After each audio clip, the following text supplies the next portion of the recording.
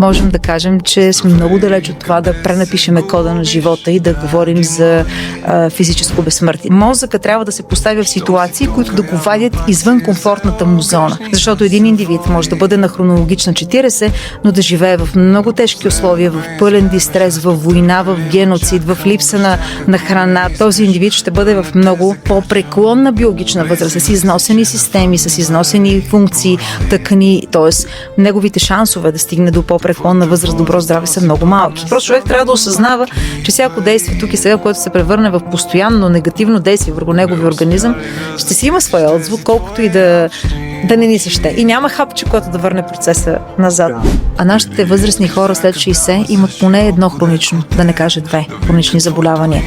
Храната е на първо място. В никакъв случай не трябва да се лишаваме от един или друг макронутриент.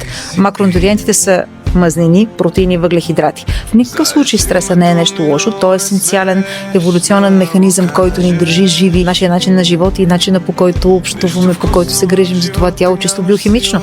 Стреса си предаваме на нашите деца. Много сме отговорни за бъдещото поколение. Големите промени стават с малките крачки.